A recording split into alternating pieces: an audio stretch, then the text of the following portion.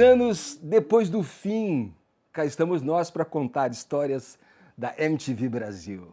Isso é muito especial e mais especial para mim, pelo menos ainda hoje, porque tomei de assalto o lugar do apresentador oficial desse podcast. Mas o motivo é muito especial porque eu vou trocar uma ideia com dois dos meus grandes amigos, dois grandes amigos que eu fiz durante a minha passagem pela MTV. Primeiro, a Cuca Lazarotto. Obrigada, querido. Muito obrigada. Um prazer enorme estar aqui. E esse safadão aqui, Casé Vecini! Caramba, hein? Quanta história a gente viveu, hein? Muita história, cara. Nossa, muita história. Vamos tentar percorrer, sei lá, pelo menos 10% de tudo que a gente viveu. Com certeza. Naquela época ali. Vamos. Cuca, você antes de entrar na MTV, você já tinha uma experiência com câmera. Você já era uma pessoa que vivia da tua imagem, você trabalhava como modelo internacional e tal. Mas eu queria que você contasse pra gente. Japão, Pra quem não sabe, ela trabalhou no Japão e outros lugares do mundo. Japão e Brasil. Como modelo, só Japão Mas e Brasil. é longe pra caramba, né? É. Mas, Cuca... Vamos contar tudo que tem em between, né? Tudo bem. Exato. Conta pra gente como é que foi essa transição de você como modelo profissional, trabalhando para publicidade, até o teste para entrar na MTV. Você participou daquele teste, por exemplo, no Aeroanta? Não. Parece que você até correu o risco, você achou que você não ia ser aprovada. Teve uma história assim? Teve. Na verdade, eu não participei do Aeroanta, eu entrei depois, exatamente por conta da minha carreira como modelo, porque eu fui modelo desde os 3 anos de idade. Então, eu nem me entendia por gente, eu já estava na frente da câmera. E sempre fiz publicidade, principalmente com texto. Nunca soube fazer caras e bocas, não sei fazer. Sou pequenininha, fui modelo de publicidade, de televisão, cinema na época. Dá um texto para eu decorar aí que eu mando bala. Sempre foi assim. E aí, chegou num certo momento, que eu também não sei nem dizer qual que é, lá dos testes iniciais da MTV, que eles chamaram um produtor de casting para chamar algumas figuras, né? Eles tinham lá uma ideia de personas que eles estavam buscando e faltava, sei lá, umas pessoas. E aí um produtor de casting me chamou para fazer o teste. Eu fiz e fui aprovada para uma primeira seleção, porque eles aprovaram mais pessoas do que eles precisavam para fazer um treinamento. Sim. Lá fui eu pro treinamento, né? Achava que estava indo bem. Tava progredindo. Mas algumas pessoas queriam que eu ficasse e outras não. Também não sei dizer por quê. Uma guerra Aí de chama os rapazes lá para eles contarem a versão deles, para eu saber também. E aí o Rogério Galo, que era o diretor artístico dos vídeos, falou, não, ela fica. E aí eu fiquei. Bateu o martelo, ficou. Aí eu fiquei. E desde os primórdios, você começou já lá na Coropé, né? Antes de ir pro prédio lá, Sim, da Alfonso sim, Bovero, sim. quando a gente já entrou, quando eu e o Casé Vocês entramos, entraram, tava tudo bonito, né? Tudo bonito. Sim. Não foi bem Lá assim. da Coropé, sempre. né? Não foi sempre assim. E tinha história de que lá o estúdio não tinha ar-condicionado. Não, Parece que quando era chovia, um estúdio. Quando chovia fazia barulho da telha. Fazia. Era um galpão, na verdade. A gente chamava de estúdio, né, pra ficar bonito e tal, mas era um galpão. Não tinha ar-condicionado, um calor infernal, chovia, atrasava, porque era um experimento, né? Mas era demais. Aí vieram os gringos, né, naquela época. O Ivano Leão Cavalo com a gente. Foi engraçado. Foi esse momento da implantação, né, que os gringos vieram. Né? Porque depois a gente não via muito, talvez, a direção, né, os diretores, tinham reuniões com os caras, entrevistas, enfim, mas a gente não via os gringos, né? Não. A gente só sabia deles depois daquela época do show me the money, tem que fazer isso aí, tem que dar dinheiro, né? Aí eu já nem tava mais. Uma vez que eu encontrei uns gringos na escada de incêndio. Entendidos entenderão. Janka tava passando. Foi um dia que tava pegando fogo, inclusive. Muito fogo. Muito fogo e tal. A escada Quando de encontrava os incêndio. gringos era isso. Gente, a escada de incêndio. A escada de incêndio é uma lenda da MTV. Eu não passava por lá. É, a Cuca não era Vocês sabem, frequentadora, é eu não. verdade. Mas, Cazé, você reza a lenda aí, confirma pra gente agora ou não, que você era um dos poucos VJs concursados É verdade. do nosso cast. Você estava lá no Rio de Janeiro, lendo o seu jornal, esperando para dar uma aula de inglês. No dia seguinte você estava no MTV Pega para Criar, fazendo as malas para São Paulo. Como é que é essa história, hein? Parece que o seu teste foi bem maluco também. Você fez uma onda meio... Acho que é o que é hoje BBB, a galera faz aquelas danças para entrar, chamar a atenção. Você meteu um turbante, é verdade isso? Um óculos de mergulho. Sabe tudo, pô. É, Uau, que claro, produção boa, hein? grande Pesquisa excelente. Afinal de contas, temos um apresentador agora aqui. É um excelente apresentador. Excelente, totalmente excelente. Mas e aí? Não, é como verdade, que foi? eu dava aula de inglês em aqueles cursos que dão aula para executivo, né? Então eu dava aula na Mil e aí eu estava na biblioteca deles, estava lendo o jornal e vi lá a MTV para criar. E nessa época eu estava correndo atrás de trabalho, estava querendo sair de casa, não tinha conseguido ainda. As únicas experiências que eu tive fora de casa dos meus pais tinham sido na gringa. E aí eu falei, pô, cara, vou tentar esse negócio daí. E aí eu falei, pô, mas, cara, tô vendo aqui, tem que saber muita coisa de música. Fudeu, eu não sabia porra nenhuma de música, eu via pouca música. Também não. Falei, caralho, mas eu tenho que construir um personagem, deve ter muita gente. Eu comecei a pensar que tipo de personagem eu poderia construir.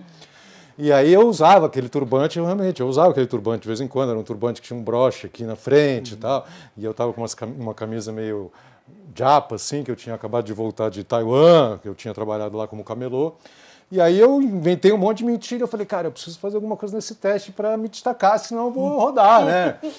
E aí eu falei um poema, foi isso, né? Eu falei um poema, um poema sobre drogas, né? Era um poema que você declamou ali no seu Sim, teste? sim, eu estava muito nervoso.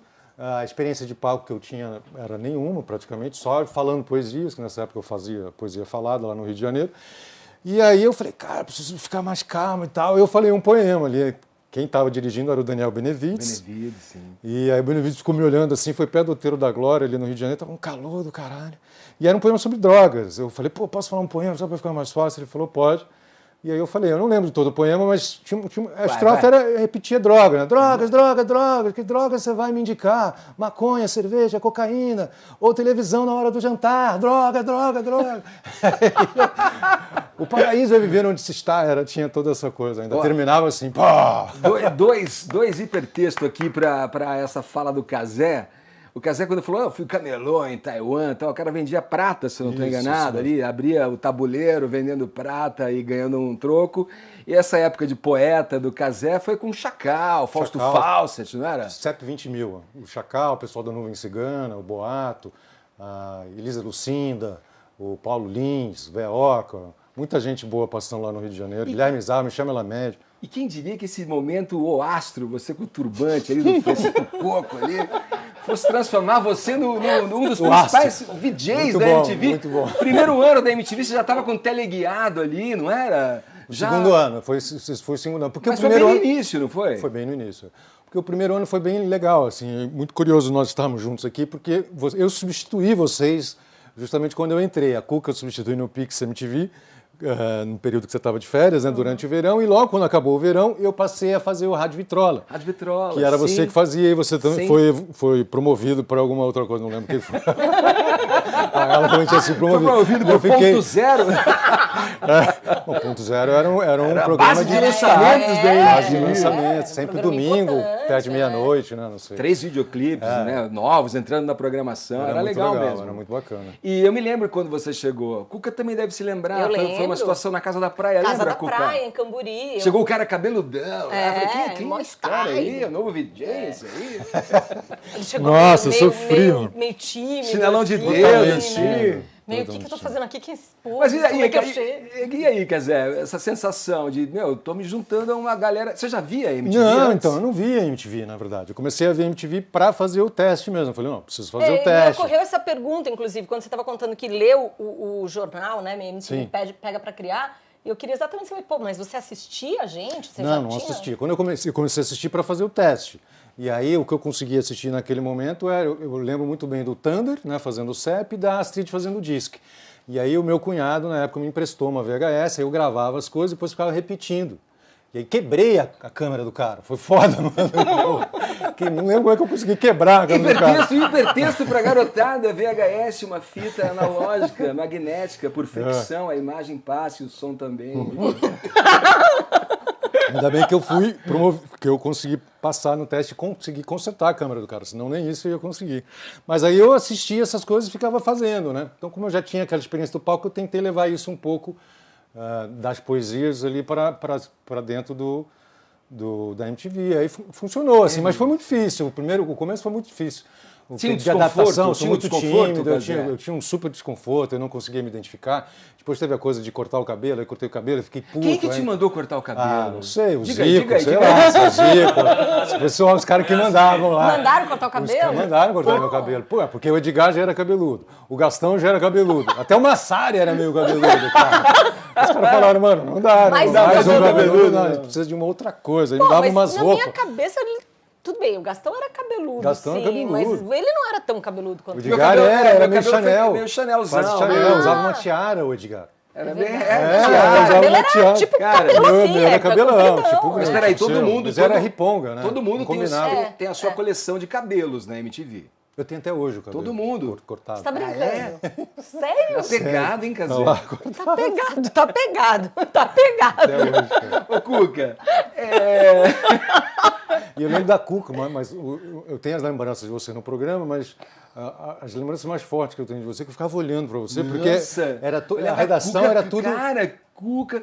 Nossa, ficava inebriante, assim, a televisão. Tipo, cara, que mulher é essa? Não era isso? Não, isso, você está falando isso na televisão, mas eu tenho Linda, muitas lembranças dela fora da TV, porque a redação era um andar só e não tinha nem... Naquela época não tinha nem divisória. Então eu lembro, o Cris Lobo, que era o chefe, ficava todo mundo meio junto. E eu lembro da Cuca indo lá conversar com a Cris e a Cuca descascando um monte de coisa, falando, falei, nossa... Era brava, hein? Ela era tipo, fazia o sindicato dos DJs, tá ligado? Ela era brava. Tem muita coisa pra aprender com essa mina, ficava prestando atenção, cara. Falei, pô, como é que eu... Eu cheguei, né, ganhando... Falei, pô, é isso? Eu ganho mais como professor de inglês, né? Falei, caralho, como eu vou sair de casa? É só glamour, caramba, como assim? E eu ficava olhando pra ela, e ela já modelo eu não tinha condição já fazia os corre todo de contrato, cara, sim, tava muito à frente da gente. Mas tá falando de corre de contrato, na verdade, quem fez o grande primeiro corre de contrato foi a Daniela Barbieri, que ficou pouquíssimos meses no ar, porque a Dani também, assim como eu, foi modelo.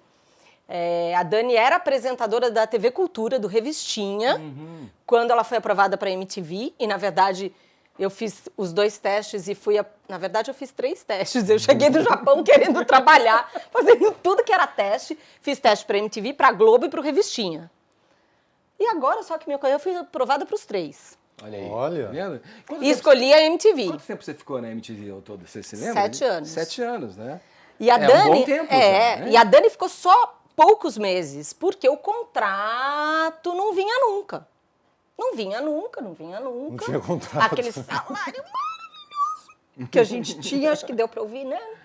Aí você chegou fazendo uma revolução lá. Não, foi a Dani, porque o contrato virtual não podia fazer publicidade de cigarro, bebida e disco. Isso. E aí a Dani pegou uma mega campanha super bonita de free, de cigarros free. E aí a MTV falou, você não vai fazer. Ela falou, tá escrito aonde? Não, você não pode fazer. Que doido. Eu vou ganhar um salário de 2 anos aqui, por um job, e não tenho contrato. Tá bom, beleza, vamos assinar o contrato. Não, vamos.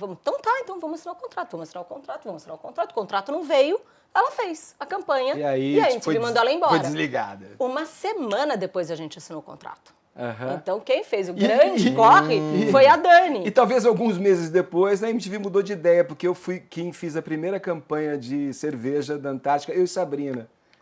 Me lembro até hoje. Mas vamos parar com esse papo, vamos dar uma guinada aqui, porque é o seguinte, eu quero falar de música agora. Você foi a primeira VJ a apresentar um videoclipe, que teve lá a abertura, né? Sim. Com a Astrid, que pôs no ar a MTV, mas você que mandou o primeiro clipe. Como é que foi esse momento? Quando eu gravei, que era tudo gravado, quando eu gravei essa cabeça pro Pix, né? O primeiro programa que foi ao ar, eu nem sabia que ia ser o primeiro programa, o primeiro videoclipe a ser exibido pela MTV. Então, gravei lá meu programa e no fim foi isso. Eu apresentei o primeiro videoclipe da MTV Brasil. Sem saber. Sem saber. Sem saber. Não tinha uma Sem claquete pra glamour, você, ó, que vai ser o primeiro. Não, eu não sabia. Mas apresentei. Marina, com Garota de Ipanema. E o último também ou não? Também. Ah! Aí Olha, sim, aí foi engraçado. Conta legal. essa história. Como é que foi esse momento final aí, né? Não, foi inesperado, acho, para todos nós. Foi super emocionante. Mas no que tange ao último videoclipe, o senhor Zico Góes, com quem não tive o prazer de trabalhar enquanto VJ nos anos 90, aquela comoção enorme que foi o fim da MTV, né? E eu me lembro que o Zico, pelo menos é a minha percepção, tá, Zico? Posso estar errada, assim, que ele foi abordado por dezenas de VJs. Eu quero gravar o último, eu quero gravar o último, eu quero gravar o último, eu quero gravar o último. Eu falei, Zico, gostaria muito de gravar o último. E deixei ali, né? Rolou um lobbyzinho ali. Deixei... fiz o meu pedido. Assim, olha, ali. eu aprendi ao longo dos últimos anos que a gente precisa discernir o que é pedido, o que é promessa e tal. Os pedidos têm que ser declarados. Exato. A nossa desejo. Eu quero, Zico, eu quero. Eu realmente gostaria de gravar o último clipe. Eu apresentei o primeiro. Acho que é legal apresentar o último, né? E aí, cri. Sem não resposta. vinha nunca resposta, assim, né? Zico pensando, que roubada Cara, que eu tô imagina, o cara devia estar numa roubada master, né? Você pediu pra gravar o último? Não Você pedi. pediu pra gravar Ai, que o último? bobão que eu sou. Olha, que bobo. A gente é bobo, Casé, tá Você vendo? ficou... Acho que você foi o VJ que mais ficou no ar. Você podia ter pedido, mas que bom que você não pediu. Essa é uma outra polêmica. É Marina. Essa é uma outra polêmica. Não, no ar. Olha, no ar, eu entrei como VJ e saí como VJ, gente. Eu fiquei 14 anos e meio na MTV. Entrei VJ e saí VJ. Parece que Marina era produtora, off-camera, né? Não tinha... Mas Marina! Mas podia ter pedido e não pediu. Não, não sei pedi. que demorou pra vir a resposta e um dia o Zico me ligou e falou, e aí? Ou ele me ligou, ele mandou um WhatsApp, não me lembro. Não tinha WhatsApp. Não, tinha. 10 anos 2013? atrás, claro Não, que tinha. Tinha Twitter. Enfim, vamos Tinha gravar o SMS. último. Yes, vamos gravar o último. Aí eu comecei a pensar, eu falei, cara, e se ele me perguntar que clipe a gente vai exibir, né? Eu não sabia se ele ia me perguntar ou não, né? Aí eu fiquei pensando, falei, beleza, pra mim é esse. Aí cheguei lá, falei, e aí, Zico? Aí ele falou, não, a gente pensou 2 hipóteses. Eu falei, tá, legal, quais? Aí ele falou a que eu tinha pensado. Eu falei, yes! Ah, que demais. Maracatu Atômico, Chico Sainz. Tudo a ver, tudo a eu ver, falei, né? Escolhe um. Pra Tudo mim a é ver, esse. tudo a ver. Aí a gente gravou as 2 opções. A outra era pra ser meio malcriada, né? Assim. Eu tô entendendo isso aqui. Fala direito pra gente, por favor. Não, eles tinham pensado, ou o Zico tinha pensado, não sei, como uma hipótese exibir um videoclipe do acústico do Roberto Carlos. Ah, nossa! Músico! nunca foi Zico! Ah, Então, pois é. podia ter sido esse. Podia, a gente gravou até, mas... Mas Vamos pensar... fazer o Roberto Carlos, assim, foi uma história também incrível, e me corrijam e acrescentem coisas aí, porque Roberto Carlos, a MTV negociou tempos e tempos, Roberto não faz mais nada, só a Globo, fim do ano, show, grande, Roberto é da Globo, não, vai lá, até que foi. Não, acústico era um produto especial, Roberto resolveu fazer. Eu me lembro que na época eu fui fazer entrevista com o Roberto Carlos no Copacabana Palace. Fui com uma camisetinha azul celeste, uma roupinha clara, para agradar o rei. Trocamos uma ideia, falamos a respeito. Cris Couto fez uma entrevista com ele e, bom, gravou. Lindo, tudo gravado, tudo certo. E na hora de exibir, não pode... Direitos, né, juízes, leis, cara, aí foi uma loucura e o negócio ficou engavetado. Mas o disco saiu depois. Saiu, O disco é saiu bem depois. legal. Então, muito legal o disco. E até hoje ficou aquilo e nunca mostramos, né? Exato. E exatamente porque não foi ao ar e nunca mostramos, não representa a MTV. Seria subversivo. Não, a gente é rebelde, não pode, mas a gente exibe. Mas a ideia que eu entendi, acho que o Zico também, e a conclusão que a gente chegou, vamos pôr um clipe que de verdade representa a MTV Brasil. Maracatu Atômico, o DNA da MTV Brasil. Acabou. Então foi fantástico. fantástico. Acabou. E um Foi artista que espetacular. surgiu também em decorrência da MTV, ele já falou em Sim, várias entrevistas sim. isso, que ele só foi quem ele foi, criou o que ele criou, o movimento todo do Mangue Beat no Recife, todo foi criado, porque aquela molecada tinha uma referência a partir da entrada da MTV, né? Cazé, pô, depois dessa onda tua de poeta no Rio de Janeiro, com Chacal, essa galera do underground, das letras do Rio de Janeiro, pô, depois de um tempinho você tava lá, cara, grande estrela, teleguiado, um puta sucesso. Acho que o programa durante algum tempo foi o programa de maior sucesso, que era um programa antológico também, onde você desligava na cara, as pessoas desligavam na tua cara. Conta um pouco disso aí, como é que foi que você se sentiu para um cara que, como você disse, era um pouco desconfortável ali, com a câmera tal, tímido e tal, numa posição de um VJ de sucesso, assim. Foi uma caminhada mesmo. Levou acho que uns 2 anos para isso acontecer, mais ou menos, né? O processo como um todo. Mas o começo foi muito difícil mesmo, porque foi uma desconstrução de imagem, né? Eu tinha uma imagem própria, assim, e cheguei lá e eu achei que eu tinha... Pô, que legal, os caras gostaram de mim, meu. Eu nunca tinha recebido um selo de aprovação assim tão forte, entendeu? Nem mesmo dentro da família. Dentro da família, pô, é o artista e tal, lá, pô, como é que esse cara vai ganhar dinheiro? Tá fugindo, pô, vai embora, volta, é camelô e tal. Mas aí, pô, MTV e tal, saiu no jornal também, né? Sim. Então, você fala, caralho, muito bom, o pessoal gostou de mim, agora eu achei meu espaço, aí chego lá, não é bem assim, ó, corta seu cabelo, ó, não é bem essa roupa, muito isso aqui lá, você fala, caralho. E aí as pessoas vinham falar comigo, pô, eu te vi na televisão, que bacana, e eu não conseguia, eu falo, cara, mas não sou assimilar eu. Era horrível, era horrível. Levou tipo 1 ano para eu conseguir me acomodar um pouco melhor, e o fato de gravar todo dia era uma coisa que me ajudava bastante. Eu lembro que na mesma época entrou eu e a Adriana Lessa, e a Adriana Lessa não teve a mesma sorte de gravar todo dia. Então eu gravava todo dia e você vai pegando a cancha, né? Sim. E eu comecei a trabalhar uma relação com câmera, comecei a quebrar a quarta parede, assim, mais claramente, falar com o pessoal de trás. Isso começou a virar uma coisa que eu comecei a usar bastante. Aí veio o convite para fazer, pô, vamos fazer um programa que é tipo um programa de rádio, como se fosse um programa de rádio, que as pessoas pedem um videoclipe. A gente gostaria que fosse você, pô, fiquei super feliz, e com o cu na mão, um programa ao vivo e tal, não sei o quê, mas foi justamente nesse segundo ano, vamos dizer, o primeiro foi esse ano de desconstrução, e o segundo ano foi um ano de construir uma nova imagem, que aí foi o telediário. Eu comecei a pegar os assuntos do jornal, conversar com as pessoas, porque demorava muito para passar o videoclipe, a pessoa pedia o videoclipe, mas tinha que achar o videoclipe na fitoteca, aí não estava na Puta fitoteca, correria, né? no promo, aí as fitas tinham 30 videoclipes, aí tem que botar a ponta no ponto, era uma loucura, né, mano, falando pelo telefone e tal. Você tinha que... Aí, mas foi um puta treino pra você Foi um puta treino, enrolar ali com conteúdo, né? Foi uma coisa fundamental, aquilo ali me ajudou muito, assim, e fora todo mundo que estava, né, no conjunto de pessoas, tinha o Cacá Marcondes, tinha o Paulo Marchetti. O começo eu fiz com a Joana Mazzucchelli, que foi muito importante para mim também, o próprio Daniel Benevides, umas coisas que você vai... E o feedback das pessoas ali na hora, né? E não tinha... O feedback você tinha mais da equipe técnica, dos câmeras, quem estava ali, se você estava fazendo alguma coisa divertida ou não, engraçado ou não. Então, esses 2 anos foram muito importantes para mim. Aí eu comecei... Por isso que eu vim de terno hoje também, porque foi... Cadê a buzina? Eu procurei a buzina, não achei.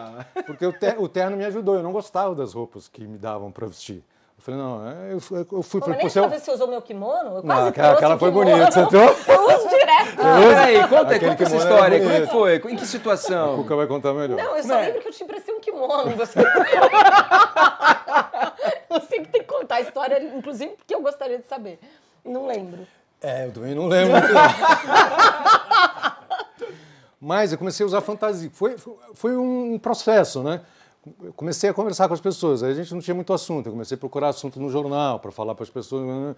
E aí as coisas foram, aí pô, passou o primeiro ano, passou o segundo, pô, precisamos fazer alguma coisa diferente, começou a vir as coisas das fantasias, começou a setorizar o programa também, então tinha o dia de Shiva, que era o dia que você destruía as coisas para as coisas serem purificadas, aí tinha o Caverna do Platão, que eu fazia filosofia, então que era o homem das cavernas, a gente apresentava como se fosse o homem das cavernas, um homem primitivo, falando sobre Platão, sobre Sócrates, não sei o que.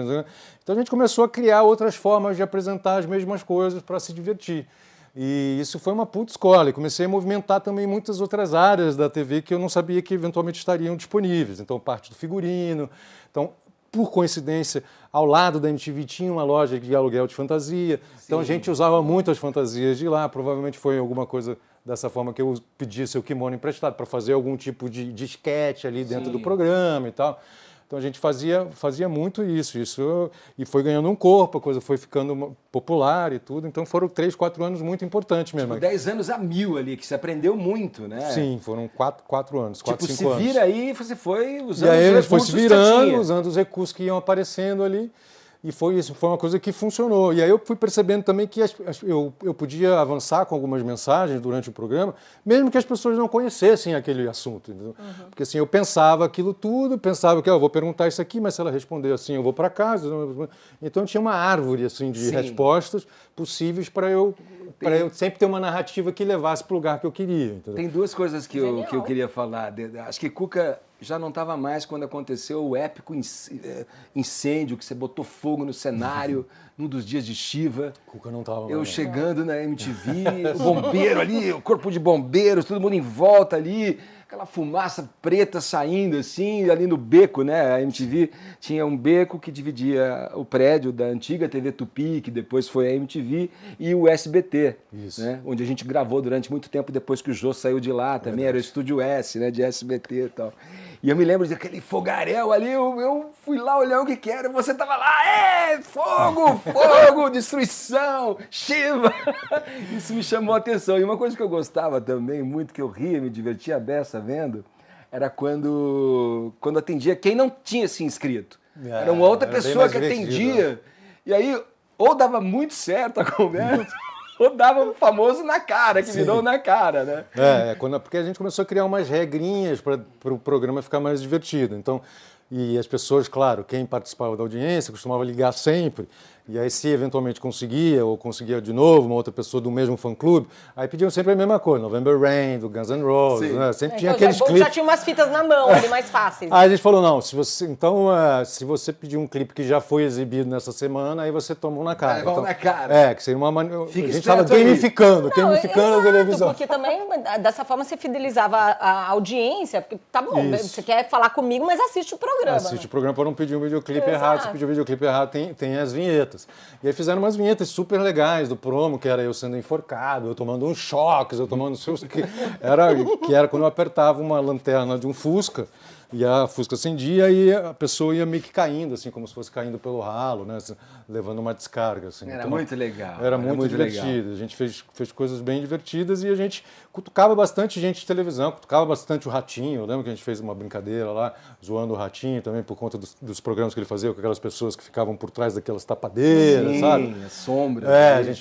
Eu lembro do cara que chutou a Santa, Nossa Senhora, não sei se você lembra disso, o pastor, né? Que deu uma super confusão. Então a gente trabalhava muito esses temas que, se tivesse rede social naquela época, seriam os temas que as pessoas estavam discutindo nas redes sociais que não existiam. Esse episódio da Santa, o Gil fez até uma letra, uma canção citando isso. Na parte musical, da coisa pop da MTV, música, né, Music Television, Cuca, você fez, sei lá, os principais programas de videoclipe da emissora. Top né? 10, não fez? Além do Pix, que você Top falou, 10. que foi o teu programa de abertura, você fez o Top 10 Estados Unidos, depois você substituiu a Astrid do Disque MTV, 20. Top 20 Brasil, você fez também e tal. Conta pra gente um pouco, como é que foi essa experiência apresentando esses hits, esses videoclipes que estavam, né, nas paradas de sucesso, e também um pouco da tua saída do estúdio, porque você chegou a sair do estúdio, fazer matérias também externas, fora, não, né? Pouco, bem pouco. Pelo menos a minha percepção é de que foi pouco porque eu queria mais. Porque foram muitos anos no estúdio, naquele formato de chroma key. Né? Diferente do casé, que tinha uma série de elementos, era, cara, chroma key, eu e a câmera e eu chamando a música, e na verdade a maioria era gravado, então não entrava a música, né? Sim. Então era uma falação, e eu, vamos sair do estúdio, vamos fazer ao vivo, vamos sair... E não rolou muito, mas também porque não era o momento, né? Os momentos que eu saía mais do estúdio era para uma ou outra entrevista, que também acabava não vindo muito até mim, assim, a não ser que fossem os artistas que estavam na parada, mas para entrevista primeiro. Tinha o MTV no ar, e o Gastão, e tinha a Astrid, tinha o Zeca, enfim. Mas eu saía mais em alguns momentos especiais, né? Então, verão, inverno, ou a cobertura para o VMAs, ou sei lá, quando teve a Copa dos Estados Unidos, a gente inventou que ia gravar nos Estados Unidos, tá? Troco de nada, só porque, vamos, a Copa tá lá, vamos lá. Porque, obviamente que eu não cobri futebol. Mas não teve um especial, acho que, eu me lembro, talvez a primeira vez que todo mundo saiu junto, e foram para uma fazenda, eu acho que estava uma Isso foi sala. aniversário de um ano da Aniversário MTV. de um ano, Aniversário então. de um ano. Fala um pouco disso aí, porque isso aí foi antológico também, não foi? Cara, foi diferente. Aquilo foi engraçado. Um caos, não foi? Foi um caos. Foi da Fazenda ou do Foi barco? uma fazenda. Na Fazenda. Você acha que você não estava ainda? Era Depois teve um Thunder, barco, teve um teve do o barco em barco, Paraty. Eu não estava ainda também, eu É. entrei logo depois. Ah. Foi Thunder, Gastão, você, Astrid, O Maria Otaviano, Paula, Maria Paula, Dani. Não, a Dani não estava Não tava mais. A mais. Dani ficou menos de um ano. Era um bando de jovens. E era tipo isso, era uma paradona também, não era um top experimentando. 20, top 200. Não, já. nada como Boa, tá. pesquisa. Aê, produção! Isso eu não ia lembrar de jeito nenhum. Foi engraçado, cara. Na verdade foi engraçado, mas acho que eu era estressada mesmo. Por que isso, cara? Comecei a trabalhar com uns 3 anos de idade, fazendo publicidade onde tudo tem que ser perfeito. Perfeito. A equipe tem 10, 15, 200 pessoas, porque as produções dos anos 80 eram mega produções. Então, eu aprendi que vamos gravar. E tudo bonito, porque é película. E aí eu chegava lá e era uma alegria, né? Era um experimento maravilhoso. Quem sabe a gente faz ali? Não, vamos fazer ali. Agora vamos jogar futebol, depois a gente grava. Como assim, galera? Vamos gravar, que jogar futebol. Eu fico imaginando, depois conhecendo a Cuca, como ela é nessa situação, né? Querendo fazer e achando... Não, a gente já tá fazendo! Não estavam! Aí que tá, não estavam! Tudo bem, a gente fazia também. Mas foi engraçado. Eu ouvi falar muito dessa Foi epopeia aí, foi desse uma programa. epopeia, Desse esse top 200 foi aí, engraçado. um ano de Foi na MTV. Fazenda da Suzy. Mas tem outra coisa engraçada também. Um dos programas clássicos da MTV era o Luau MTV. Que você foi a primeira VJ a apresentar o Luau. Depois teve Sabrina, Sarinha também. Só que o detalhe é que o teu não era na praia. Não. Mas aí a nossa produção maravilhosa, né? Porque, na verdade, era tudo mentira, né? A televisão é meio mentira, assim, né? Tudo uma brincadeira. E eu fico feliz, né? Tenho orgulho em lembrar e contar que Luau foi um programa concebido para mim, como teleguiado para você. Que legal! É bacana a gente lembrar que tinha toda uma inteligência, a TV pensando formatos mais adequados para cada um de nós, né? E realmente, o Luau foi um programa pensado para os especiais de verão, e a gente gravava à noite, porque Luau é à noite, né? Assim, na raiz da história. Fogueira tinha? Uma fogueirinha? Acho que não, mas a gente gravava na represa de Guarapiranga, onde você frequenta muito, né? Sim, vou velejar lá de vez em quando. Exato. Mas era uma super produção, super bonito, super caprichado, mas não era Quem na que passou praia. lá de artista, assim, você lembra? Passou Raimundos, passou Chico César, passou Dinho Ouro Preto, passou Jorge Ben, João Marcelo Simoninha e toda a trupe. Muito mais gente que agora eu não me lembro. Vamos continuar nas entrevistas? Além desses, você teve chance de falar com vários artistas internacionais também. Alguns, quais foram não as tantos quanto você. Quais foram as mais marcantes, assim, para você? Que você se lembra e fala, puxa, aquela lá foi bem legal, especial por isso. Olha, eu gostei muito da entrevista com o Roxette. Eu gostava muito de Roxette e a maioria dos VJs acabava comigo porque eu gostava de Roxette. Porque eles não gostavam de Roxette, tipo. Sofria bullying, Cuca? Sofria muito bullying. Mas foi muito bacana, porque o Roxette estava bombando, assim, eles estavam explodidos de sucesso. Foi uma entrevista bem bacana. Exato, muito legal. E, cara, eu acho que o pior e o melhor que aconteceu na minha vida na MTV foi o Axl Rose, né? Assim, Conta do Axl, vai, conta. Porque, o pior porque eu nunca tinha entrevistado ninguém, nem minha mãe, eu não era jornalista, eu não sabia fazer isso, eu não falava inglês direito e o Axl falou, eu falo com ela. E a MTV falou, você vai! Eu falei, cara, foi uma baita de uma roubada, porque eu fui, né, era só a minha pessoinha tá lá. E, de novo, foi uma mentira, assim, porque eu fiz as 2 primeiras perguntas, mas quem entrevistou foi o Zeca, né? Então, é aquilo, foi gravado, né? Então, sim. Cortava, editava a pergunta e beleza. Então foi ruim por isso e mais também porque foi a única entrevista mesmo que ele concedeu no Brasil e os outros veículos saíram dizendo que, na verdade, eu fiquei com ele. E isso foi horrível para mim, porque teve isso e foi super chato. Primeiro porque assim, a gente estava no ar há muito pouco tempo, então eu ainda estava nesse lugar super desconfortável de aprender a ser apresentadora, né? E o que é isso na minha vida? E que vida é essa, né? E eu falei, não, eu só quero trabalhar, deixa a minha vida em paz. Eu realmente considerei sair e parar. Chegou a tocar você dessa maneira? Sim, profundamente. Assim, foi muito desagradável. Porque tocou em algo privado e que não tinha absolutamente nada de verdade. E eles falaram que você tinha se valido disso para conseguir entrevista? Não, porque parece que ele saiu do Maracanã com uma moça. Sei lá o quê. Eu saí com o Zeca, com a Ana Butler, com a equipe, né? Sim. E eu me lembro de ter uma conversa longa com os meus pais na cama de manhã. Assim, eu fui conversar com eles porque eu estava muito incomodada. E eu realmente pensei em parar ali, em sair. Foi. E o lado bom disso é que a MTV era pequena, né? As pessoas não assistiam, a gente fez um barulho, tinha o barulho, MTV. Sim. E aí as pessoas ficaram sabendo que existia uma Cuca. De algum jeito. De algum jeito foi uma publicidade para mim. Né? E eu sozinha refletindo, eu tenho a minha versão da história. Porque assim, o Axl não me escolheu. Ele escolheu o veículo que ele conhecia, MTV. Sim. Porque isso era 91, janeiro de 91.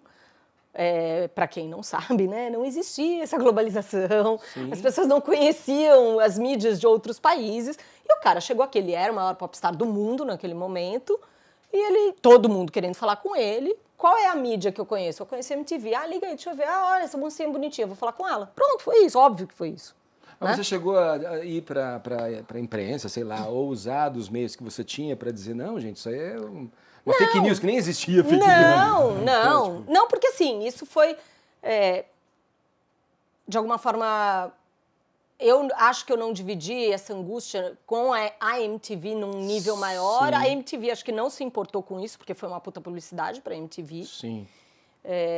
Eu não tinha uma assessora de imprensa e um conhecimento de que talvez eu fosse atrás desse caminho que seria interessante, e tampouco a MTV. Então, foi, e é uma história que... É até engraçado eu trazer essa história aqui hoje, porque é uma história que me cansou ao longo da vida. Eu sempre ouvi essa história que tipo, ele tinha dado em cima de você, que tinha... também não teve isso? Também não deu em cima de você? Não, mas é maluco, porque a gente não se vê com tanta frequência, mas a gente é amigo há muito tempo. Sim. E eu nunca soube disso aí. Você está trazendo para mim uma novidade isso. Acho que para muitas pessoas, enfim, que estão ouvindo a gente também. O Cazé, de entrevista, você não era um cara que tinha muitos caras da música. Você fez alguma entrevista com pessoas da música também nos seus programas. Mas uma marcante que eu me lembro foi com o Colin Powell, né? O ex-secretário de Defesa dos Estados Unidos. Sim.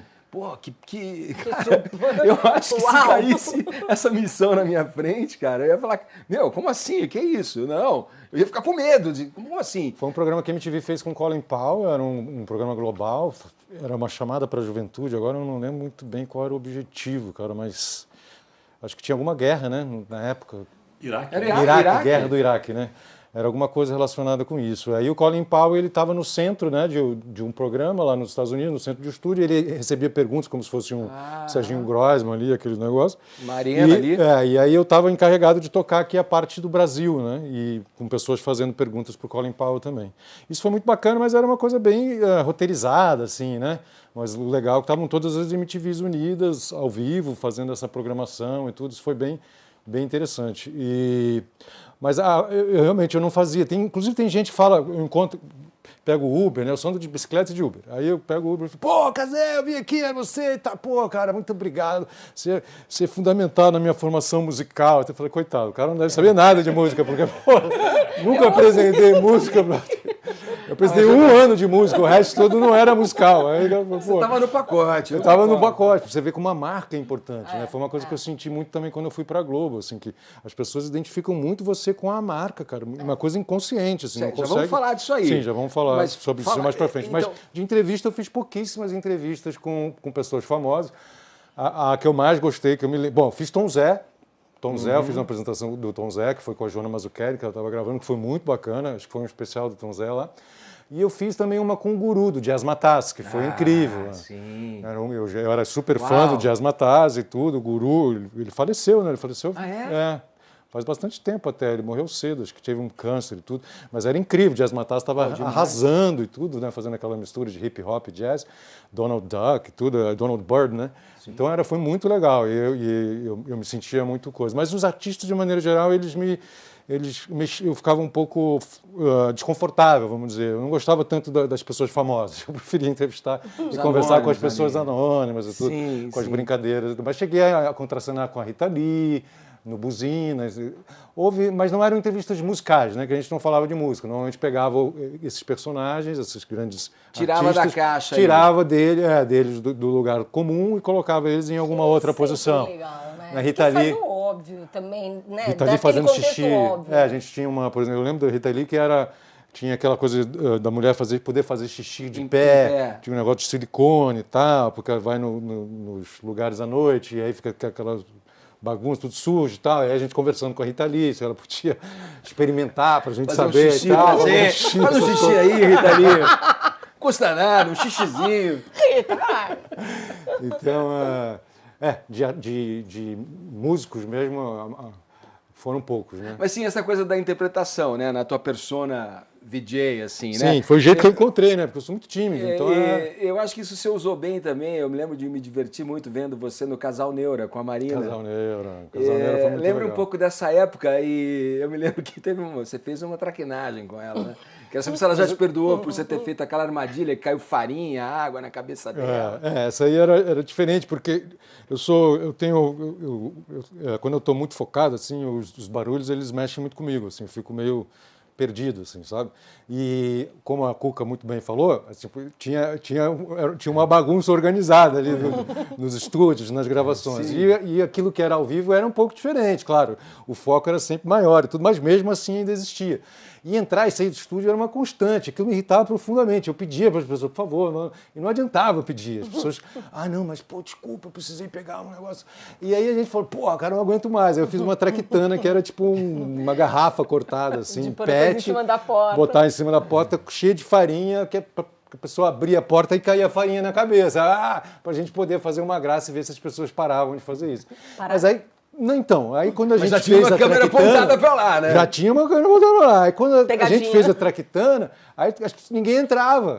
Eu falei, porra, mano, como assim? Aí pararam de entrar, mas não sei se alguém falou. A simpatia valeu. E aí eu falei, pô, mas aí brincadeira perdeu a graça, né? Aí eu chamei a Marina, isso que foi a sacanagem. Aí a gente fazia um crossover lá de programação, que ela apresentava ao vivo num outro lugar, eu apresentava ao vivo nesse estúdio, e a gente fazia uma chamada de um outro programa que entrava depois. Eu falei, pô, Marina, vem aqui. Aí, tadinha, ela foi, tal, não sei o que, ela entrou, aí eu puxei, e ela ficou cheia de farinha. Uma puta sacanagem. E aquela farinha de trigo, né, mano? Que aquela farinha que gruda. Não, foi horrível. Horrível, Marina, o precursor do SBT, do João Kleber, pegadinha da TV. O Cazé foi o inventor Aquilo foi maluco. Teve uma vez também que a gente fez com o Gordo, mas aí o Gordo estava do nosso lado. E aí era o Globo, a gente criava uns sketches justamente para a coisa ficar mais divertida. E tinha um sketch que o Gordo tentava entrar no estúdio, era convidado para entrar no estúdio e a gente não abria a porta. E aí, combinado com o Gordo, Gordo, aí você fica puto, Gordo. Aí você fica puto, você vai bater na porta, não vai conseguir entrar, você começa a bater e tal, não sei o que. Cara, e o Gordo encarnou a parada. E ele pegou, lembra que eles tinham aqueles bebedouros cheios com 20 litros d'água? Sim. Mano, o cara voou, levou aquele negócio na parede, cara. O cara explodiu, começou a cair água, fudeu o elevador, a água caiu pra dentro do posto do elevador. E eu já ia sair da MTV, né? O Mantovani me chamou lá pra conversar, eu fui lá conversar com ele e falou, cara, o que eu falo pra você, mano? Tu já tá indo embora, já. Porra, tu estragou o posto do elevador, ficou cheio de água, tudo molhado, tudo. Ele falou, não fui eu, foi o Gordo. Pô, foi o Gordo, não era bem isso combinado, tá ligado? Mas tinha essas Você imagina a histórias Cuca malucas. estressada numa situação Numa situação dessa, cara. Tá entrando em pânico ali, né, Nossa, Cuca? talvez. Fala um chilique aí que você deu de corredor, vai. Eu nunca dei chilique. Ué, Olha o bullying aqui de novo ainda, novo. né? Olha que agora não pode mais. Não, Cuca, você era brava, meu, não era? Você dava uns esporros ali feio na galera. Não, teve- Você queria botar ordem na bagaça. Sempre. Eu gostava de fazer as coisas direitinho, assim, eu continuo gostando. Mas você entrou em... Eu sempre fui um chapão seu, assim. A gente nunca teve nenhum problema. Não, porque é isso, a Mas- gente ia lá mas trabalhar, fazer você as nunca coisas. gravou Mas- com ela, vai.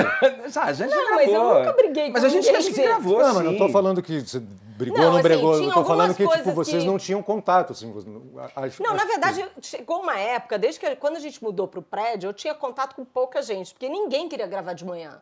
Portanto, eu gravo de manhã.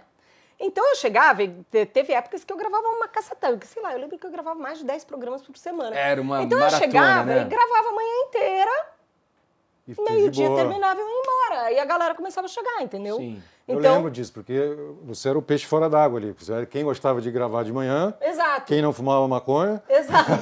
e queria que a coisa começasse direitinho. Então, assim, Exato. Então eu, tipo, e gostava de rock set, era mal visto. era mal vista, pô, ela é certinha, ela vai lá, Ainda faz o trabalho dela reclamava, fazia quieta. o sindicato dos DJs, pô. Não, teve... Só prestando atenção Certo na tava Cuca você. na hora de Certo tava negociar. você, né, Cuca? Era Sei meio lá, isso. mas era assim que eu sabia fazer, né? Eu me lembro de cruzar muito com você, porque eu saía da A gente rádio. almoçava, porque eu terminava e você Eu saía chegava, da a gente rádio, almoçava. tipo, sei lá, 11 da manhã, É, assim. ia pra MTV, gravar, almoçava e ia gravar. Vocês não almoçavam no nono andar? Porque Sim. teve Muito, no nono andar, sim, né? Muito. E era isso, a gente almoçava no nono andar. É. Mas Que eu era o lembro, almoço dos né? executivos Sim. Mas ou pros dos apresentadores. DJs, os artistas. Os executivos, eles gostavam que os apresentadores fossem Isso, lá, que é. ficava Não, e às vezes a oba-oba, direção né? pedia, ó, almoça lá, porque vem os caras, tá É, vendo vem os vocês caras da e tal. agência, vem os caras da agência aí. Todo mundo de gravata e Vai os caras entrar- todos vai- coloridos. é. chegava- Vai entrar um anúncio aí, vamos lá fazer um agrado pros caras. É, o nono e andar era os mágico. célebres Ronaldo e Zequinha, né, meu? Sim, Os sim. mestres Sim, ali sim, que fofo. atendiam a gente. Era muito louco. Era bom que a aquilo. gente tomava um vinho, né? Comia um... Não, era incrível. Agnellote, Então, eu Ele tomava grava. o vinho porque eu já tinha trabalhado, mas se eu fosse trabalhar, eu não tomaria. Tomava pra gravar. Não, mas tinha umas coisas que eu encabeçava, assim, algumas coisas, né? Eu até estava conversando com o Cazé aqui antes da gente começar a gravar. Teve um verão, o verão do Rio de Janeiro, que eu saí de férias, comecei o verão e tal, fiz umas semaninhas ali, saí de férias, voltei, e o Cazé e a Soninha tinham me substituído nos meus programas, que eu acho que era... Pix. Pix. Será que era Pix? Eu nem Acho me que lembro. É, acho que era Pix. Aí eu voltei e tava rolando merchandising. Que era uma coisa nova. Não... Nova, nunca tinha tido merchandising na MTV. Aí eu tá, então vamos gravar aqui com essa cadeira, tal, com esse biombo, vamos gravar Mas você aqui. falou isso com aqui, não foi o que você falou agora? Mas É, ela então, falou mas antes da você perguntou de uma gravação. treta, Ah, sim, e aí... né? treta, vai. E que não era treta, na verdade, a treta tava armada ali. E aí, não, agora a gente vai gravar nessa parede de Havaianas. Eu falei, oi? Hã? Não. Não, tem que gravar. Não, não vou gravar. Não, mas tem que gravar aqui e tal, o Cazé, o Gordo gravaram. Eu falei, problema deles. Eu não vou gravar. Mas você tá de Havaiana, teu problema é seu. E aí, porque eu falei, tá bom, beleza, eu vou gravar. Quanto que eu vou ganhar? Onde que tá o contrato? Boa. De novo o contrato, Aí. né? E aí, Sindicato não sei o dos que, eu falei, DJs, não sindicato. vou gravar. E aí cheguei pro Cazé, falei, Cazé, lavar sua careca com Pet Plus é uma grana, mano, você tá louco? Pet Você Plus. tá louco, eu lembro até hoje. Olha eu fazendo merchan aqui agora, que droga. Corta essa parte. Nem deve existir. E né? aí foi isso. Nossa, e aí Pet Plus, depois eu fiz um comercial, que você fez a locução, não sei se você Muito lembra. provável, muito provável. Mas então era isso, assim, eu encabeçava umas coisas que na verdade Esfrega- eram pro bem de todos, né? Porque É, aí e acho todos que era nós começamos a ganhar, nós VJs, Sim. o diretor, o cameraman, todo Sim, mundo, sim, né? verdade. A TV estava Mas- passando por uma transição também, né? Sim, Transição super, muito- que era um momento importante, Sim, né? sim. Finalmente, A gente a gravava no publicidade Morro- no olhando pra Morro- gente, né? No Pão de Açúcar lá, a gente gravava no... Como chama lá? O Morro do... No Morro da Urca. Morro da Morro da Urca, Urca, pô. Era sim. incrível, puta vista maravilhosa. era incrível, lindo, é. lindo, lindo. E foi- Aí eu lembro de gravar com o Carelli, né? Porque o Carelli Com é um Carelli, personagem exato. folclórico aqui que a gente Exato. gravava. Ia gravar na praia. Aí fazia a cabeça debaixo do sol, 40 graus, 7ª cabeça fazendo, aí passava o Biscoito Globo atrás, ele, não, vamos fazer mais uma. Eu falei, pô, que isso, cara, Biscoito Globo, Rio de Janeiro, pô. Quisera eu que ele já devia ter pedido pro cara passar atrás. Não, peraí, mas a espuma da água, a espuma da onda. O cara é muito detalhista, né? Era incrível. Então, assim. era eu e ele de manhã. Quem Era tava... Carelli e Cuca, verdade. Eu gravei muito com o Carelli também. Ele era super detalhista. Eu fico pensando, como o cara faz a Fazenda, que tipo, né, que não é uma... Também é uma puta estrutura, lógico, mas não tem, é muito espontâneo, né? Vamos dizer, não tem essa coisa, essa marcação. Sim, essa marcação toda. É. Vamos falar do maior acontecimento do século da MTV, que é o VMB. VMB, cara. A experiência de cada um de vocês do VMB. Cuca, lembro que apresentou. Eu também apresentei nesse ano um prêmio em 95. Eu me lembro que foi com a Luísa Brunet. Que depois fizeram até uma sacanagem comigo, porque tiraram um take lá do vídeo e eu tava meio assim, olhando Pô, Luísa Brunet, né? pro busto de Luísa Brunet e tal. A gente apresentou um prêmio junto. Mas você também apresentou nesse ano um prêmio junto.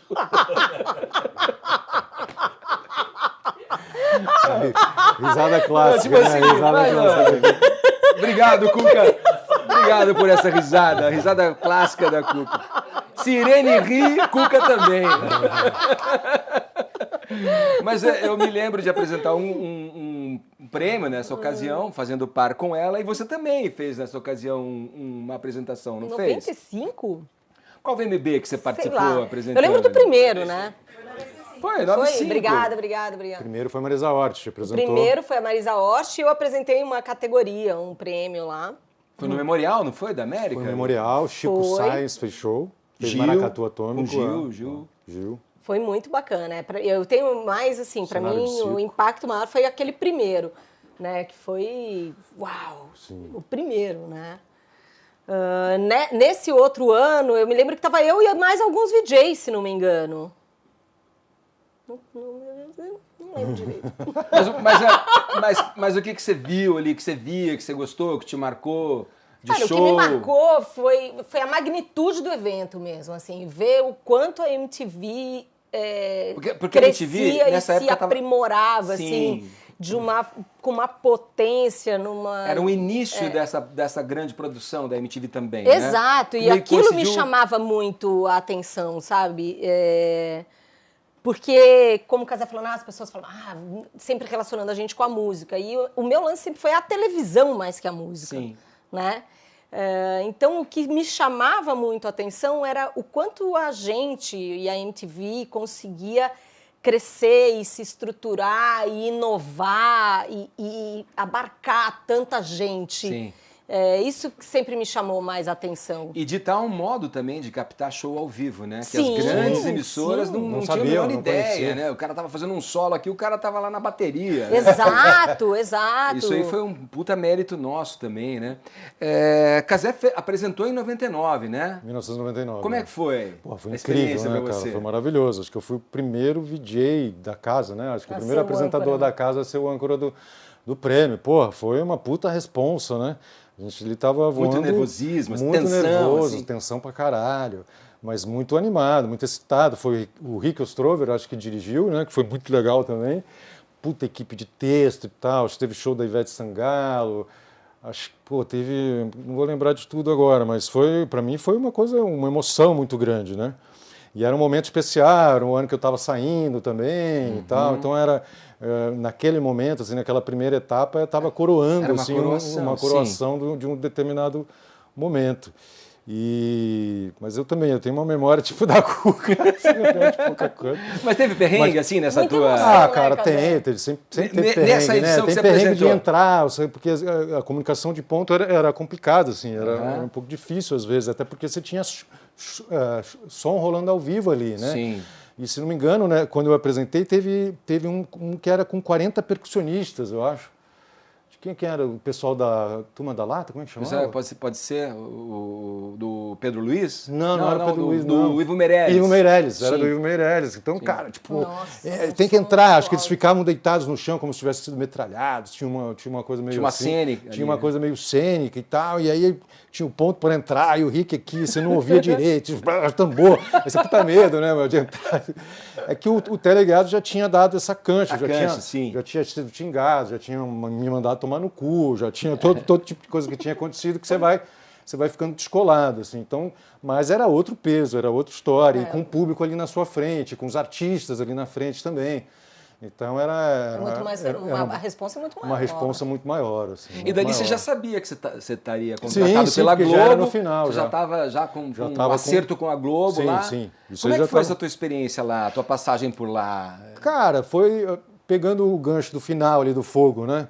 Foi assim, porque a gente colocou fogo no cenário justamente porque imaginava que e não foi só o fogo no cenário, foi fogo no cenário e me colocaram dentro da geladeira, né? Então já Sim.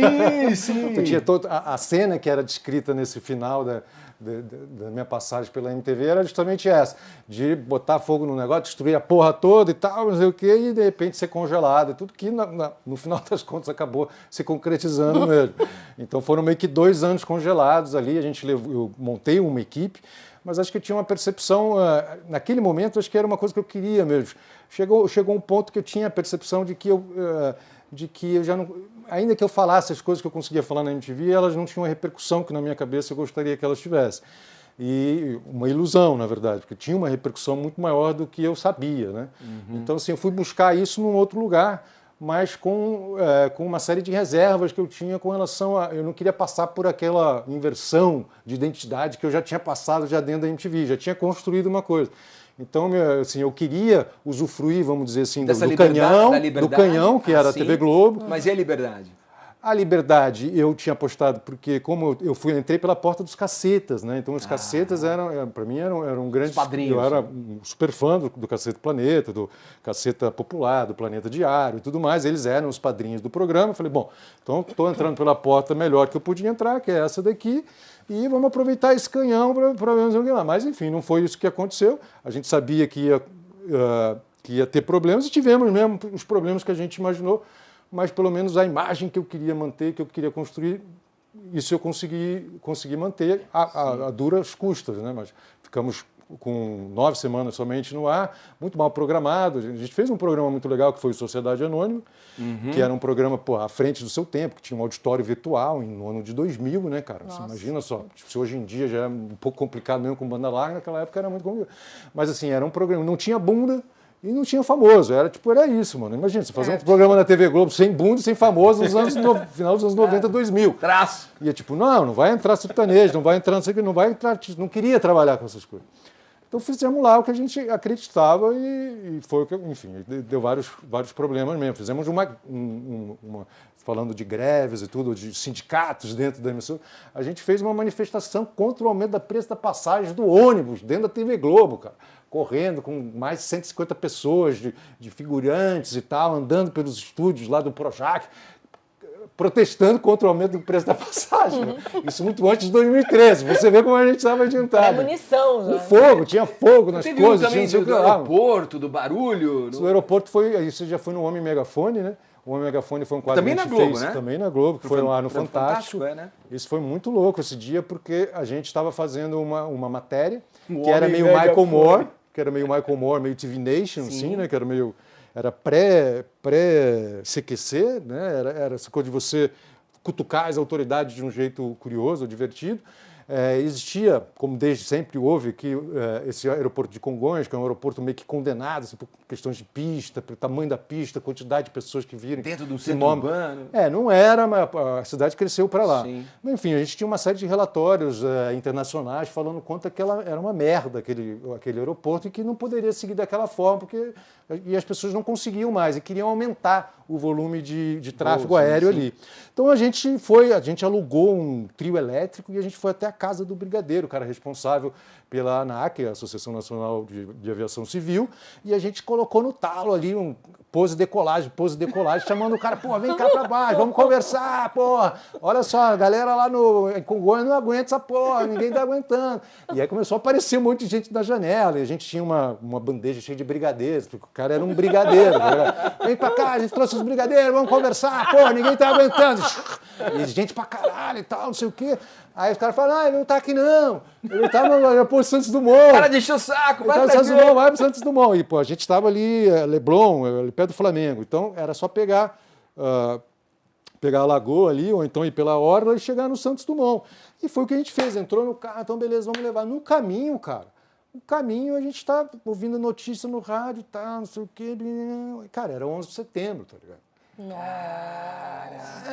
Então, tipo, foi uma coisa assim, caralho, nossa, a gente tá aqui na porta do brigadeiro colocando barulho de pose de decolagem, não sei o quê, em Nova York, e os caras tinham atacado as Torres Gêmeas. Então, foi uma confusão, assim, tá ligado? Porque, tipo, aí a gente falou, caralho, não é possível. Você não acreditou. Eu lembro quando a gente chegou em Santos Dumont, e aí a gente ainda tentou, a gente fez, a matéria foi pro ar, acabou indo pro ar. Mas eu vi. Você viu? Mas aí você perde. Você fica meio. Você fala, caralho, você fica grande demais. Grande demais. Você nem acreditava, porque não tinha celular, não tinha essas porra, né, mano? Sim. Era rádio. Era então, rádio. Eu lembro que quando a gente chegou no Santos Dumont, que eu vi a primeira imagem de televisão do ataque. Do prédio ali. Você fala, mano, não parecia verdade, parecia uma mentira. E a TV dizia, o que você está vendo não é ficção. Não é. Você lembra onde você estava quando aconteceu? Eu estava na faculdade.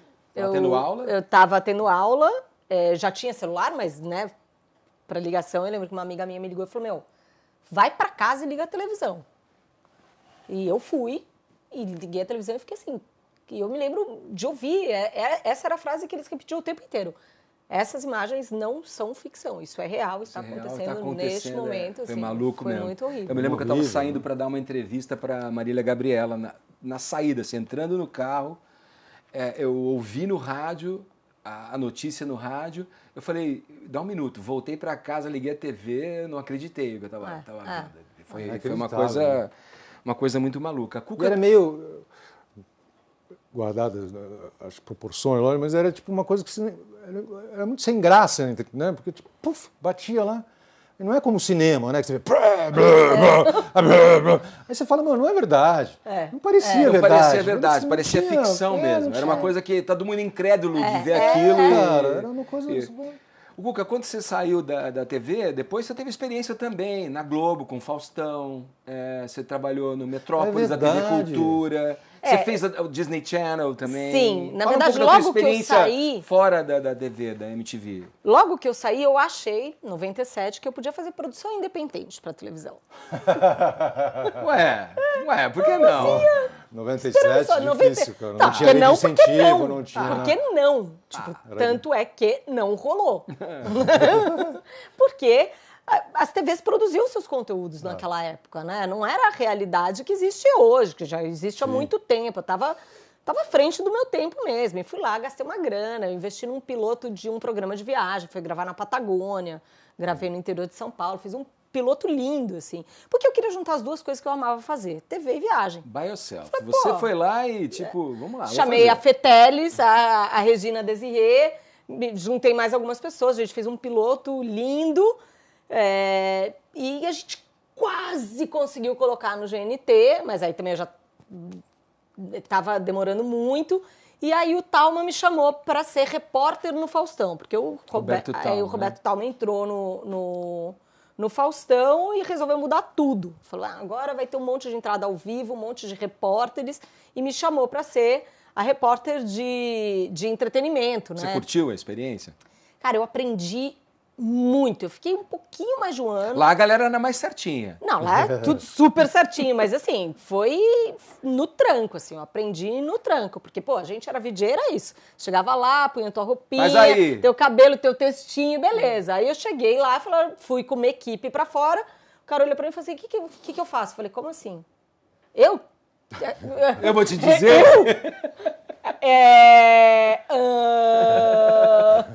Então, assim, foi uma escola monumental. A minha sorte, apesar, né, eu tive com o Faustão 2 vezes 3 minutos, assim, mas de alguma forma ele gostava de mim, então ele me deixava fazer as coisas. porque teve vários outros repórteres que ele simplesmente derrubava. Então eu fiquei um tempinho ali, aprendi muito, fiquei mais um tempo freelando, cobri Rock in Rio, cobri Free Jazz, fiz várias coisas. Aí eu fui pro Disney Channel, que foi espetacular e ninguém viu. Mas, pô, trabalhar... O que você fazia lá? Não, Como é que era teu primeiro trabalho teve lá? eu tinha um programa, o programa mais importante da grade, que era o Disney Planet. Eu escrevia, aí já tudo bem, porque quando eu Com toda a tua bagagem. estava naquela roubada lá na Globo, eu falei, vou fazer jornalismo. E foi aí que eu fui estudar, porque até então eu era self-made, né? Enfim. E aí trabalhei de novo com o Ivano Leão Cavallo, isso foi uma surpresa, assim, quando eu cheguei, o diretor do Disney Channel Latinoamérica era o Ivano. Eu falei, nossa, isso é um presente, né? Trabalhei com ele no começo da MTV e no Disney Channel. Fiquei lá 4 anos, eu escrevia e apresentava o Disney Planet. Aí a vida chegou e falou assim, você quer fazer TV e viajar? Tá. Ainda faz com quem faz bonitinho, direitinho. E eu gravava os meus programas nos parques da Disney. Então eu fiquei 4 anos viajando. Que da hora. Nossa, foi demais. Comendo maionese, cheeseburger, Não, batata maionese frita. Cachorro quente. Cachorro quente. Fui para todos os parques Que do da mundo, hora, hein? muito, até a hora que não tinha mais o que mostrar no parque, a gente saiu viajando, foi muito legal, fiz amizades incríveis. 4 anos viajando. 4 anos. Pô, que legal. E aí eu fiquei ainda um tempo no Disney Channel e na TV do Rio, que eu fazia um programa de MPB, de entrevista, chamado Conversa Afinada. E aí eu fui para o Metrópolis, porque também já estava cansada de viajar, porque eu fiquei viajando com o Disney Channel, depois eu ia para o Rio toda semana. Sim. Aí eu falei, não, agora eu tô a fim de fazer TV ao vivo, diário e tal, e eu fiquei um tempo no Metrópolis e aí eu fazia ao vivo sem frio na barriga. Vocês me entendem o que é isso. Aí você fala, tem alguma coisa que não está encaixando, né? Ao vivo sem frio na barriga Não dá para ser. não dá para ser. Tá na hora de parar. E eu queria muito me experimentar atrás da câmera também. Eu queria dirigir. Sim. Porque tinha um lugar ali também, eu, enquanto apresentadora, na TV Cultura, não tinha um espaço de troca, sabe? Eu vou dar um exemplo bem bobo que aconteceu uma vez, né? O Metrópolis era um estúdio grande em que o cenário era obra de arte. Então, o cenário era sempre importante pra gente, porque era uma obra de arte de artistas renomados concebida para o estúdio do Metrópolis, ou não, né? Ou adaptada. Que tinha que ser explorado esteticamente ali. Sim, enfim. super. E toda a luz do estúdio tinha que ser muito bem marcada, porque tinha a luz, a nossa luz, né, minha e do Cunha, e do cenário. E aí eu entrei no estúdio e falei, tá escuro. Ai, quer tá bonitinha, né? Eu falei, quero, mas não é só isso. O estúdio está escuro, tem luz apagada. Ai, tá bom, tá bom. Bom, a gente entrou no ar, o estúdio estava escuro. Padre Anchieta veio urrando. Eu falei, O padre saiu do túmulo. Eu avisei. Mas era isso, sabe? Não tinha muito aquela coisa de colaborar. Vamos junto, cara, porque eu sempre fui equipe, né? Por mais que tenha meio essa fama de certinha que é picuinha e tal, mas eu sempre tive esse olhar macro, sabe? Eu tô ali na frente da câmera. De troca, né? De troca, de construção. Cara, eu sou equipe, beleza, tá passando mal, vamos aí, eu te cubro, a gente faz junto, né? E meio que foi isso que eu senti naquele momento ali, que não tinha esse espaço e eu queria me experimentar em outros lados da câmera, cara. Eu tava quase 40 anos na frente, eu queria ir pro outro lado. Sim. E aí eu saí. Bom, vamos explorar então essa palavra aí que você usou de troca para saber como é que vocês estão trocando hoje em dia. A gente está chegando meio que no final do nosso nem começamos a contar a história. A gente vai continuar o papo aonde? Eu sei que Cazé tem um lado empreendedor. Eu quero saber como é que você está indo no teu empreendedorismo aí, Cazé. Você montou depois que saiu da MTV, você montou uma produtora de animação, cara. Como é que foi isso para um cara que estava ali, cara, no auge, no topo ali, como um apresentador relevante, conhecido, partir para esse empreendimento numa área, ainda que dentro do que você já fazia, que era TV e tal, mas num braço distinto, assim. Ali foi nos anos 2000, eu comecei a ter percepção eu comecei a ficar preocupado, assim, que eu percebi que toda atividade geradora de renda que eu tinha, eu precisava estar presente. Então, eu falei, caralho, se acontecer alguma coisa comigo como é que eu vou gerar renda? Como é que eu vou pagar as contas e tal? Se eu não puder apresentar, se eu não puder não sei o que, não sei o que. E eu comecei a pensar em outras formas de geração de renda que eu pudesse estruturar coisas que eu não necessariamente estivesse envolvido. Lê do engano. Estou muito mais envolvido, ganho muito menos, é muito mais dor de cabeça. E você apresentou, é ótimo, não precisa virar diretora, não. Não, porque é bem mais difícil, você chega só no final, põe a cereja do bolo, né? Todo mundo acha você incrível, você se diverte, faz umas piadas, toma mais cerveja, tem mais cerveja aqui nessa geladeira, bate na costa das pessoas, aí você vai embora e tá lindo, bro. Às vezes você não tem que fazer prestação de conta, Ancine, correr atrás de dinheiro, e-mail que não se responde, gente que, porra, cara, é um inferno. E você não desistiu ainda? ainda? Não, eu não desisti, mas eu fundei 3 coisas diferentes naquela época, mas eu estava na MTV ainda. Uma delas foi o Gengibre, que era uma espécie de Twitter de voz e tudo. E aí... Não, pera. Que? Antes de tudo, teve... A Barraca de Crepe. A Barraca de Crepe. A Barraca de Crepe, é verdade. Os Marcelo Zacariotto. Marcelo Zacariotto. Zacariotto era o diretor também. Do lado da MTV. Do lado do empreendedor do Casé, falou mais jeito. alto e comia vários tinha uma barraquinha de crepe. A gente percebeu que havia um monopólio da padaria real ali, desde a TV Tupi. Havia EA. A gente falou, precisamos furar esse monopólio. Vamos fazer frente a esse cara aí, meu. O sanduíche Esse não é bem Portuga aí tá servido, cobrando muito caro. vem com inseto, às vezes os caras tratam a gente mal. Porra, tem espaço aí pra gente apresentar um novo produto.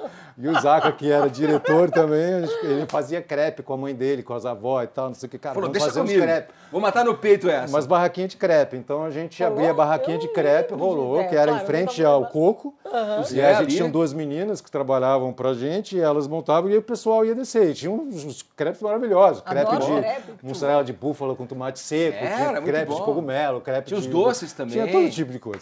E aí a gente dava 6h45, a gente fechava tudo, guardava as paradas na loja de fantasia, contava o dinheiro lá, o carrinho ficava R$800 e tal, dividia, subia correndo, passava na escada de incêndio e aí entrava. Passava no camarim. Passava ali, já entrava já pra fazer ao vivo. Né? Então, Alimentado, tinha comido um crepe. Porra, É o primeiro caso em que a Larica vinha antes. E Pô, aí, era muito bom, foi isso. Hoje o Zaca tá em Portugal, virou um pizzaiolo ali. Tá indo muito bem, chama Secret Oven, fica em Ericeira. Ele levou adiante essa parada. Ele levou adiante, ele fez um curso em Nápoles e tal, e eles estão indo muito bem agora. E aí, estriquinina, vai. E aí lá eu fundei o Gengibre, que era esse Twitter de voz, que ficou uns 3, 4 anos funcionando, depois foi pra frente, teve Gafanhoto, lembro, que era um espaço offline, né, um espaço físico, onde comunidades online podiam se encontrar, então você podia conhecer as pessoas que você conhecia cursos no Orkut, no blog, teve curso de roteiro, de mídias digitais, tem um monte de coisa. Ficou uns 4, 5, 6 anos ali. Foi lá que nasceu o YouPix também, o primeiro YouPix, que é o maior evento que tem de internet da América Latina e tal. Enfim, todas essas coisas começaram lá, DevCamp, BlogCamp, um monte de coisa.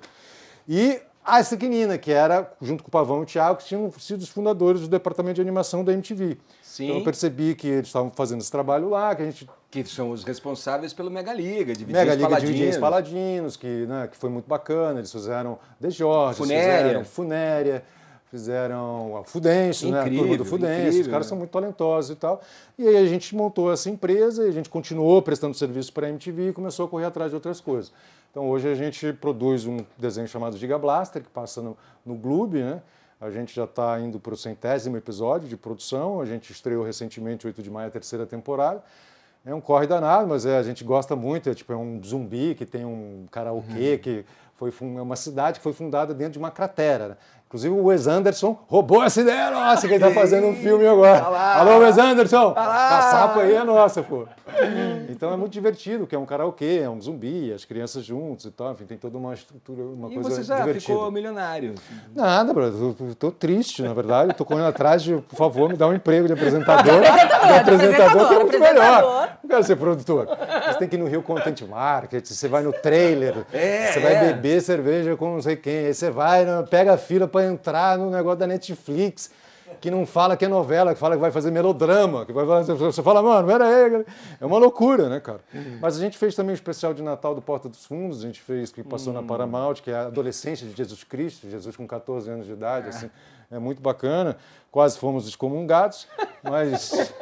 E é isso, e hoje apresento o Meu Nome é Correria, que é um podcast, né, da Content Lab, e estou apresentando Fala VJs, que parece que vai estrear, vai estrear. Se vocês estão vendo isso é porque estreou. Exato. Agora, se você está vendo isso em algum equipamento em 2080, é porque Pirateado. não passou. Porque tem um monte de canal querendo passar a gente aí. Corre lá. Demais. Não time bacana, É um time bacana, pô. É um time legal. E o mais louco é que, assim, nesses corre todos, assim, você acaba encontrando gente da MTV em todo lugar, cara. Em todo lugar. Isso é muito interessante. Em várias muito áreas, bacana, né? Nas mais diversas áreas. É muito assim. legal isso. Desde pessoal da técnica, pessoal de executivo, os talentos, diretor, assistente de direção, produção, Pizzaiolo. redator, pizzaiolo, roteirista, câmera. Pô, a gente fez o Câmera de Ouro na MTV também, que foi o primeiro campeonato dos câmeras, né, cara? A gente realizou isso. Né? Isso eu não estava sabendo, hein?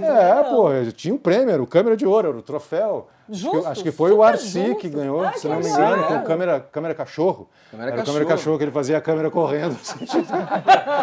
E a gente fazia Não, e, esses pô, campeonatos. hoje em dia, essas né? câmerazinhas pequenininhas faz com o celular. Faz Os tudo. caras, Sim, meu, os caras carregando 30 quilos ali, né? Beleza. E era isso. foi uma das fases mais legais mesmo, assim. Boa, brother. Porque você não tinha tudo à mão, mas as pessoas tinham muita vontade de fazer as coisas. Sim. Então você ia conversar com o Zé Gomes, eu quero fazer uma coisa assim, meio assada. Ele, pô, peraí. Aí dava-se um jeito. Dava-se um jeito Vai conversar com o de filho, realizar. dava-se um jeito. Conversava com o Edgar, diga, pô, participa, Cuca. Você tinha uma vontade de fazer. Isso é uma coisa que eu sinto muita falta hoje nesse tempo de Individualismo, virtual, né? Zoom Tudo e muito tal. individual, Você né? não corre no lugar, não fala no olho da pessoa. Pô, mas e se não fizesse tem não essa sei o quê? garra, parece que não tem criatividade, Não, tá não difícil. inventa, não inova. Tá A gente difícil. o luau que a gente fazia na represa, eu lembrei agora de um programa que a gente fez, Amor de Praia no Sobe Serra. Cara, no Estúdio 2, na MTV, era tudo lúdico, lindo, colorido, bonitinho. Cara, ali dentro do estúdio com papelão, com cartolina. maravilhoso. E fazia, com... né? E essa atmosfera que a gente está vivendo aqui, com a galera toda da MTV, que é muito gostoso de pegar, de improvisar, de fazer as coisas, botar o ventilador, pega o abajur, pô, isso é Ventilador horrível, alguém meu. pintou, ninguém Tá sabe quem lindo pintou. aqui, isso. não tá lindo? Mas Tá ficou lindo aqui, tá lindo, então. é O isso. ventilador é teu. meu. Então, todas essas coisas, se juntar, isso eu acho que faz muita diferença. A gente conseguir falar, conseguir, né, sem estar cortado, sem estar Eu senti que você editado. tá mais relaxado. Tô. Que bom, que bom. Ah, que legal que você tá bem. Agora eu tô na relaxada, agora você vai acabar. Vamos começar. de novo. Cuca, você, a parte de tudo isso que a gente falou, esse mundo maravilhoso que a gente viveu e falou aqui, relembrando histórias e tal, eu me lembro de receber você no meu programa de rádio, a gente já meio que falar um pouco sobre essa tua atividade e tal. E eu queria que você explicasse como é que é esse teu trabalho agora, o que você está fazendo nesse momento. Você estudou jornalismo, como você contou pra gente, depois foi estudar o quê? Teve aquele momento que eu fui para trás da câmera e fui dirigir, e é muito mais trampo mesmo, mas por outro lado também é muito rico, assim, e brincar ali no ao vivo, né, do corte, de escolher o que vai pro ar, o que não vai, é outra adrenalina e é muito gostoso. Foi bastante interessante. Depois de um tempo trabalhei com evento musical, então meio que juntei um pouco as coisas. Você fez um empresariamento de música, banda, não fez? Eu tive uma empresa junto com meu ex-marido de bandas que tocavam e tocam em eventos, super bandas, e trabalhei bastante tempo com evento também, e música. Aí sim eu trabalhei com música. Muito louco isso. Sim. Mas teve aquele momento que eu fui, inclusive, no teu programa na rádio, que eu me descobri com uma depressão, assim, muito grande, assim, muito profunda, mas que me serviu também para buscar um caminho que estava incerto dentro de mim, né? E que faz muito sentido. Eu hoje trabalho com desenvolvimento humano, eu fui estudar coach ontológico no Chile, mas eu me dei conta que, na verdade, era algo que sempre me importou, né? Você falou aqui de conexão, de troca, de relacionamento, comunicação, e é meio que tudo isso junto, assim. A mim importa muito a conexão entre as pessoas e como a gente é capaz de trocar e em que nível. E essa troca acontece pela comunicação. Nós somos seres que nos comunicamos desde do útero da mãe. Né? E como cuidar dessa comunicação a partir de um lugar genuíno, genuíno consigo mesmo, e a partir daí com o outro.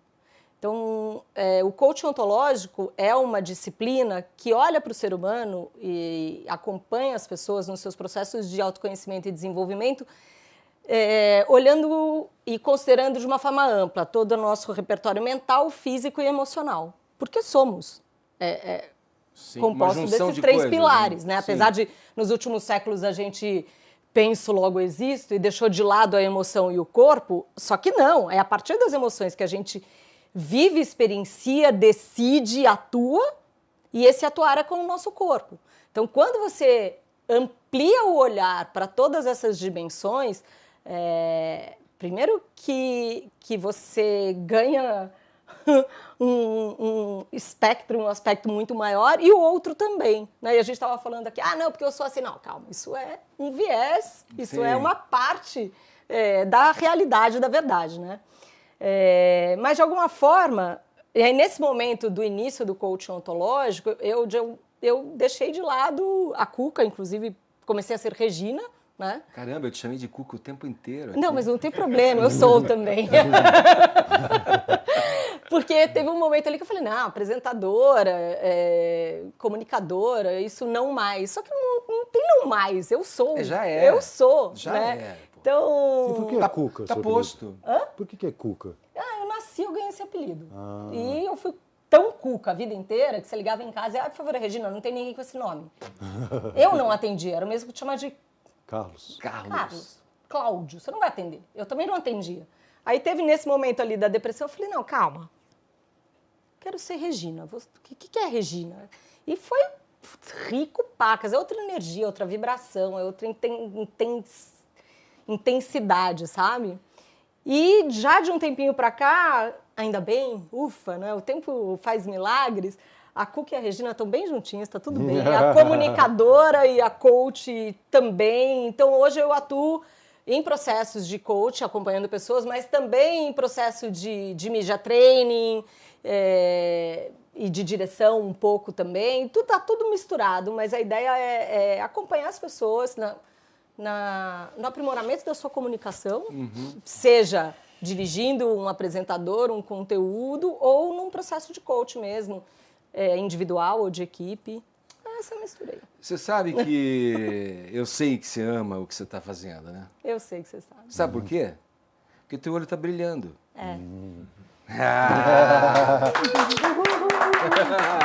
Muito legal. Isso. Mas é isso mesmo. Eu senti que nesse momento, assim, é como se o meu trem tivesse entrado no trilho que ele tinha que estar a vida toda. Assim. E você não dispensa nada do que você viveu, não, experimentou, você carrega com você e usa isso para ajudar as pessoas. A serviço das pessoas. Bom, agora tem a clássica pergunta final, né? Que ele sabe qual é, eu não. Casé me fez Sacanagem. quando eu estive sentado aí. Onde você tá, mas é tipo de boa, você vai tirar de letra, mas eu vou começar então com o Casé para você ir pensando.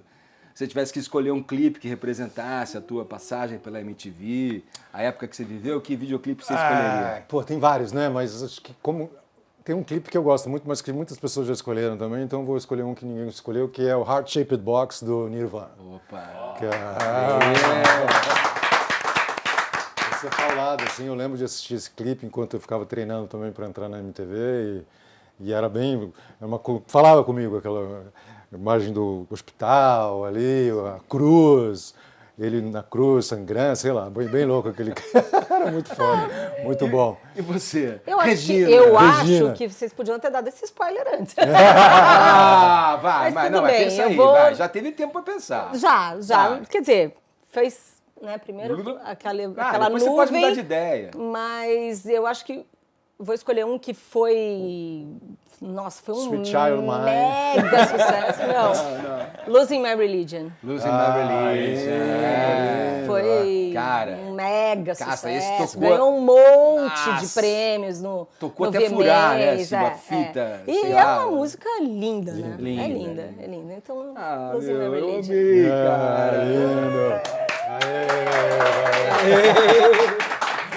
Foi mais fácil que eu imaginei. Acabou, Muito gente. bom. Obrigada. Parabéns, Daniela.